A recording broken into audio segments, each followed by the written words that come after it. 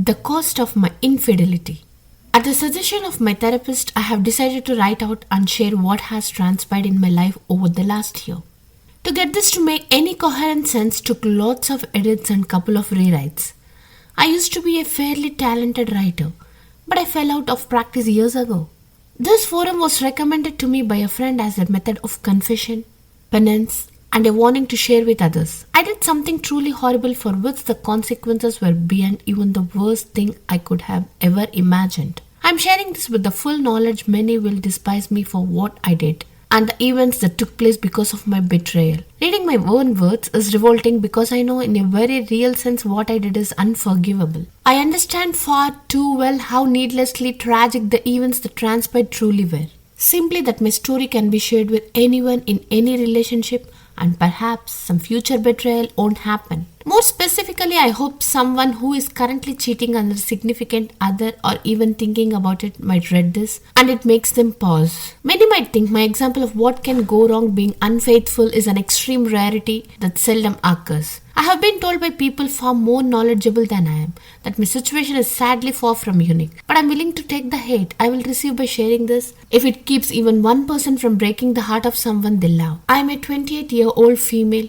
and I was married to a wonderful man I will call William. 8 months ago, my husband confronted me with the proof I had been both emotionally and physically unfaithful. I am a 26-year-old female and I was married to a wonderful man I will call James. 8 months ago, my husband confronted me with the proof I had been both emotionally and physically unfaithful. A few days after he confronted me about my infidelity, my husband committed suicide. I realized just typing these words out has caused people I don't even know to hate me. I couldn't believe I had the capability to do something that evil to harm someone I would loved since we were children. But I did it. If you would asked either me or James if either of us would ever be unfaithful, we both would have laughed. But to my own shock and surprise, I allowed myself to lose focus and strayed. I knew it would destroy him if he ever found out. But I took the heart of the man I loved and crushed it so cruelly he couldn't endure the pain of this life anymore. Those of you thinking right now that I don't deserve to be breathing, I agree with you so much. I have attempted on 2 occasions to make that a reality. I am assured there is a reason I am still here. For the moment I have convinced myself that the longer I live, the more I suffer. And I don't deserve the mercy of your suicide if you are being honest. James and I grew up together. I can remember my very early youth and at no time in my memory did I not know James. We were in the same Sunday school classes, public school classes, and our families had been friends long before he and I ever came along. He could always make me laugh. Kids can be mean, but James never was. I realized I thought he was cute in 6th grade. It wasn't an official crush until high school.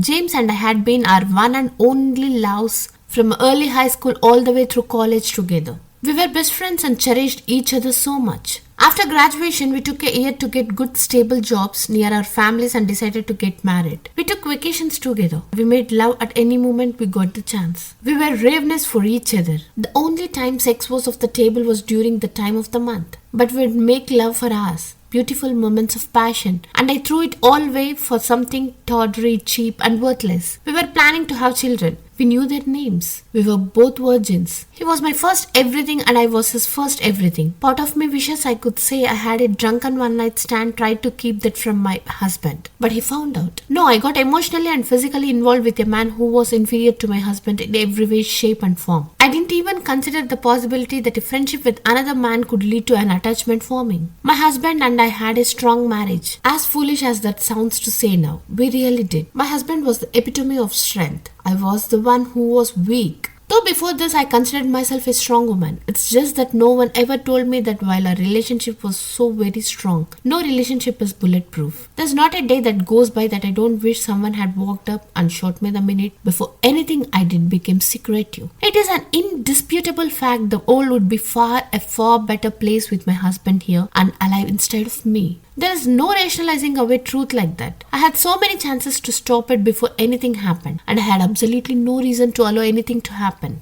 After a brief and heated conversation, he walked out, and I never spoke to him again. I tried to contact him in any and every way I could think of. My God, I tried to reach out so many times just to let him know that I'm truly sorry. Just to know I hate what I did. My text to him never showed anything but an unread status to me. So I doubt he read any emails or heard any voicemails either. But everyone said I needed to give him space and time to think. 2 nights after William confronted me at 3:17 a.m., there was a loud knock at the front door. I turned on the lights. I thought at first it might be someone in a drunken stupor wanting to curse me out of verse. Then there was another loud knock, and I threw on a hoodie before heading to the door. When I opened the door to see 2 policemen, I knew they could have been there for many things, but I knew in an instant why they were here. The words telling me that my husband's body had been found due to an apparent suicide destroyed me. I dropped to my knees and wailed a shriek of agony. I tore at my skin and hair as the police tried to calm me down. By the time the EMTs got there,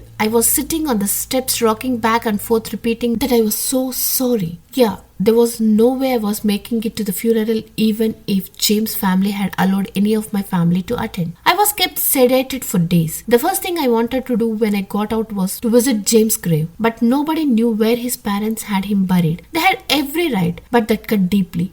And I tried to cut deeply that night when I tried to take my life for the first time. I have now been hospitalized now twice for attempted suicide. Not asking for pity. In fact, I don't want it. Nothing can take this heartache away. And nothing can even numb it. Part of me wishes I had somehow forced him to see me just for a mere moment to tell him how sorry I am. And that I knew our marriage was over. But I didn't get that. No, I didn't deserve it. And I have to face the fact that what I did was in fact so. So really that making my husband seem I might have forced him to take his life even sooner. Many people have said to me, my actions were what led him to take his life. I don't think there is any doubt. Until that horrible day he would been so unbelievably happy. We both had been. He left no suicide note to verify I was his cause of death. But we had been so happy, we loved spending nearly every moment together. To go from that kind of bliss to that kind of grief in such a short span of time, I ended him. My words, actions, and thoughts betrayed us both. Regret doesn't kill you. If it did, I would have died before my husband ever confronted me. When COVID hit, James and I quarantined together. I was fortunate enough to teach for an exclusive private school.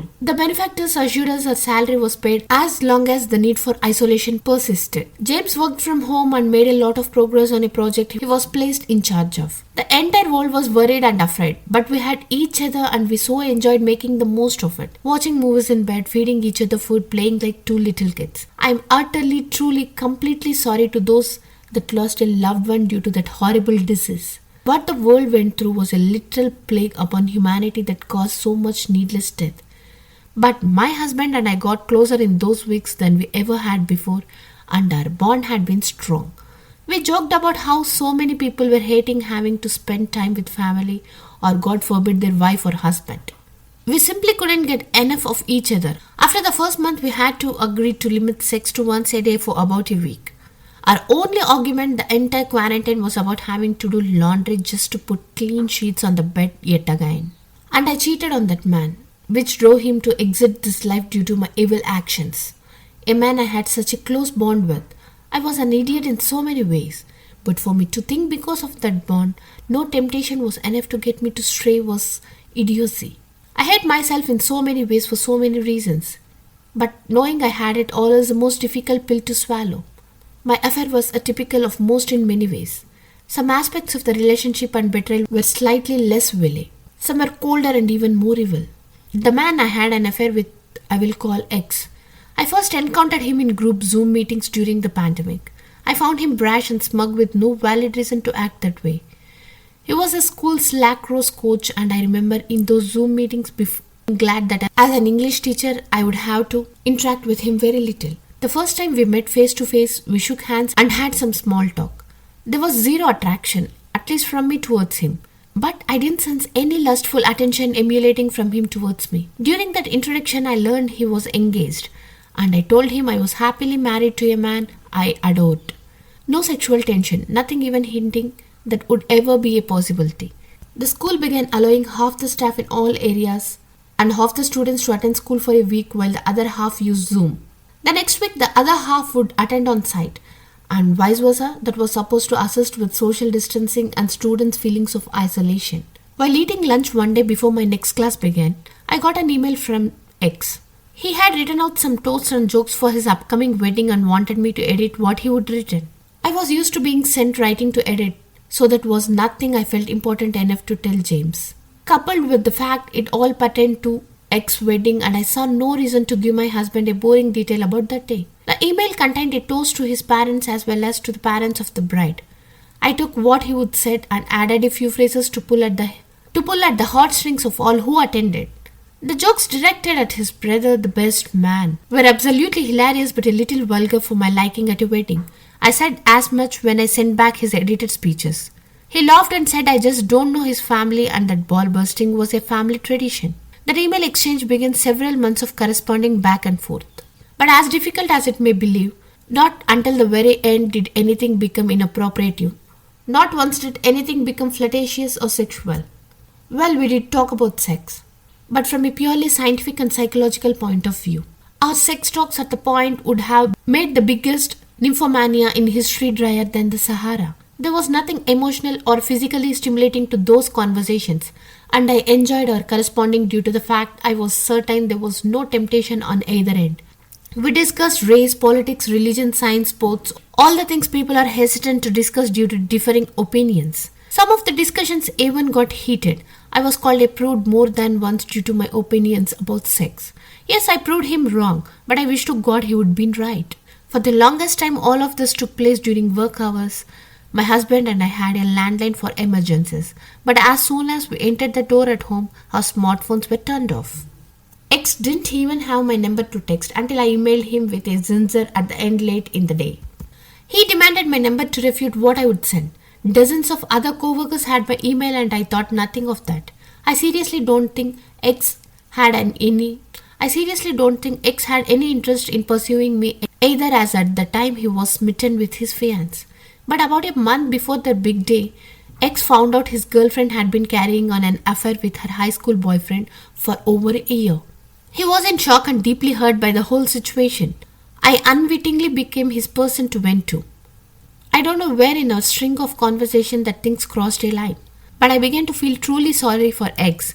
I truly despised his fiancée for what she would done, and I saw nothing wrong with that. But after a particularly rough night for him, he came to school looking frazzled, and I could tell he would been crying. I gave him a hug and talked to him a bit. He asked if I could stay after school to talk. Since I had a couple hours after work each day before James got home, I agreed. In hindsight, I realized now what drew me into my conversations with X was a different opinion. James and I had discussed most any topic two people could discuss. I knew before his reply what James would say when I asked him a question the vast majority of the time. I guess I wanted a surprise when I talked or verbal conflict. It was stupid, pathetic and weak, but that is what led to the affair. Things with James were ideal and we spent every available moment together. I had mentioned a co-worker named X imposing to James.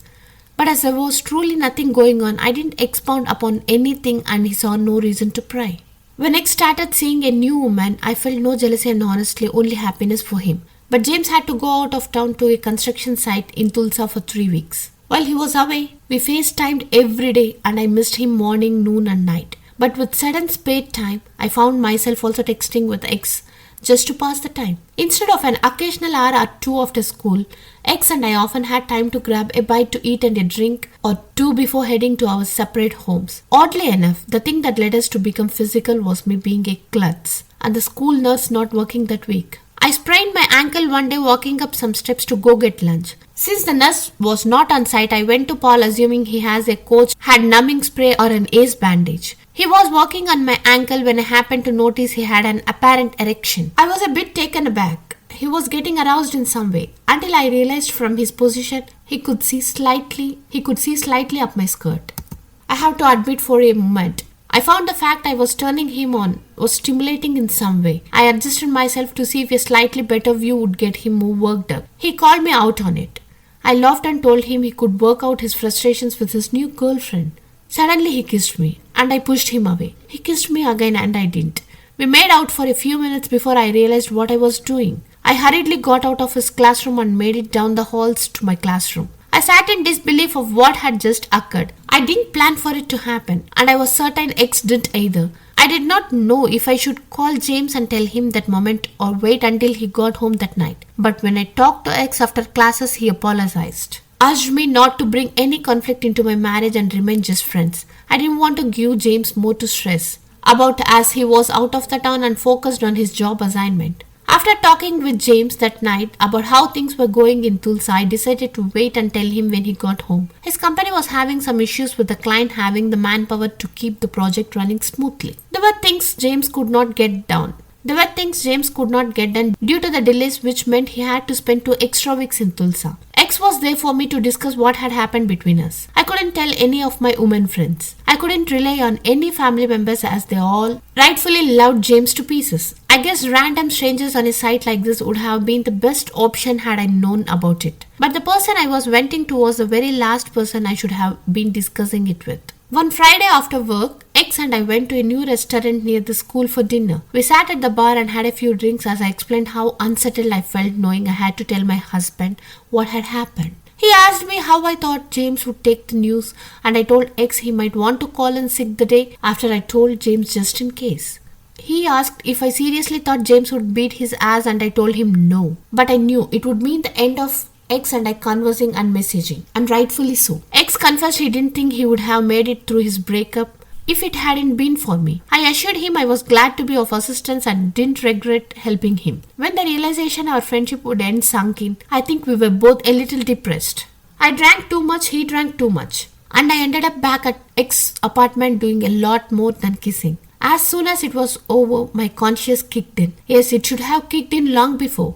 But I knew beyond all shadows of any doubt my marriage was over and done with. James and I both had said society has allowed for too many second chances for people that didn't deserve them. Yes, humans do make mistakes. Well, we both believed anyone who cheated did deserve a second chance. It could never be with the one they betrayed. Life might give them the opportunity to love someone else again.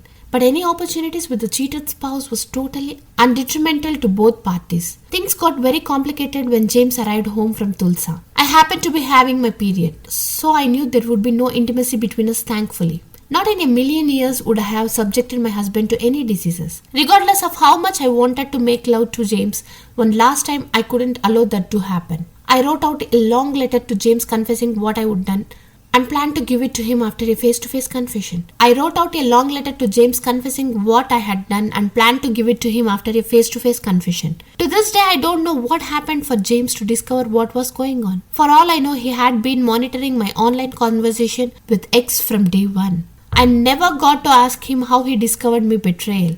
And the realization he would learn what I had done before I had the chance to tell him caused me to fall to my knees and swear I planned to tell him. James didn't believe that, and I wouldn't have either. He had a stack of the text between X and I printed out. Though I didn't deny any of what he accused me of, that honesty came far too late. He packed a few things in a suitcase and left me on a Monday evening. Wednesday night he drove to a shopping center, parked his car and took his own life. To know I had destroyed our relationship was torture to my soul like I would never known. To know I would even robbed him of a chance to find someone else to be happy with ruined me. The realization I didn't just end my relationship with James but every relationship he had or would have caused more guilt than I could ever express. I could go into all the things that have happened since James passed away.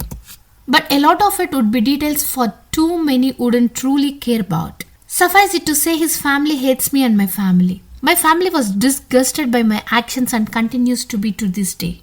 The love for me didn't die, but the disappointment and shame towards me will never end, and that's how it should be. No, the results were not anything I intended. But when choices are made that cause pain and suffering, we are still guilty for causing that grief. I see a therapist twice a week to try and work through things. I was introduced to someone through my therapist that is genuinely helping me sort through my feelings. Years ago, she intentionally set a small fire to set off alarms to scare her ex-boyfriend and the girl he would just started seeing. The fire spread quickly and what had been intended as a joke caused multiple people to lose their lives. She and I have discussed so many things about her story and mine. Things can never be the way they once were, nor should they be. But if I am to keep living, I need a plan to make what is left of my life as meaningful as possible.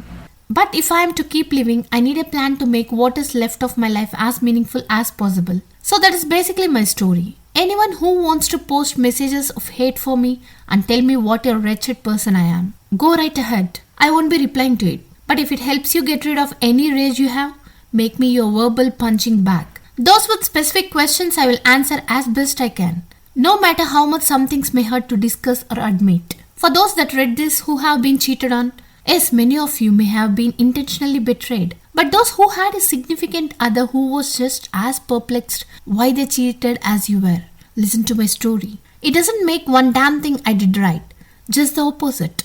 But if it helps you to understand that you did little to nothing to cause the infidelity, so be it.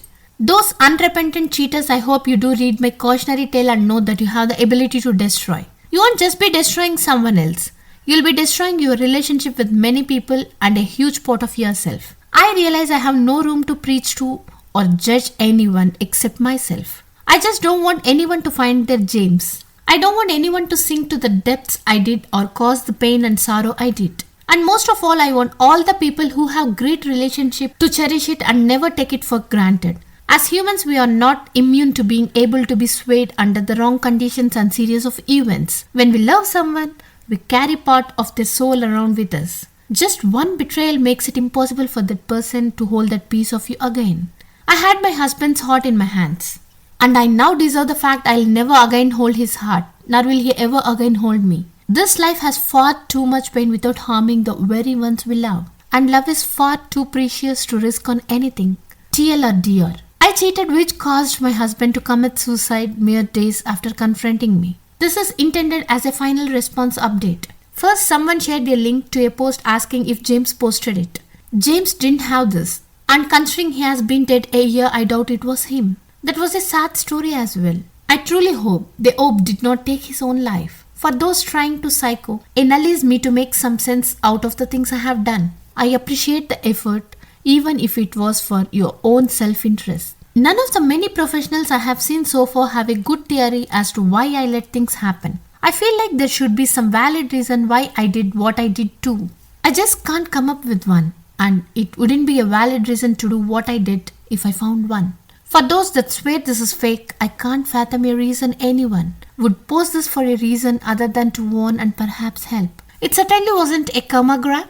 I have barely responded, so it wasn't for attention. And it certainly wasn't to lift my spirits because I have rightfully been slammed for my betrayal. Admitting to something horrible is not easy. Imagining it never happened doesn't help me, but you all do you. I do not keep in contact with X and have not heard from him since before James committed suicide. The only things I know about him are second hand from people I worked with. I have no interest in being with X or having him in my life in any way.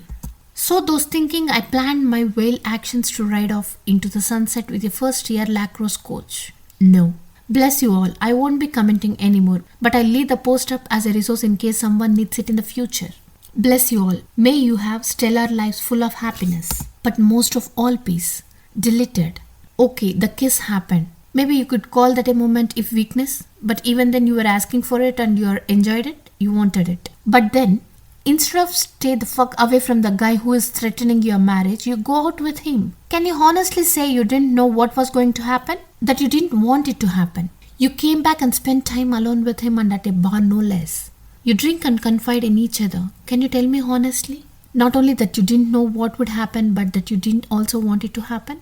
Skies can one. Affairs can begin as innocent friends. Then a perpetual sliding past boundaries until the infidelity occurs. Emotional infidelity occurs often before the physical aspect. String boundaries that shouldn't be crossed that are enforced swiftly and effectively. I hope that you have learned how easy it is to go down a path to infidelity and that you can find happiness in the future while being faithful to someone. Thanks for watching.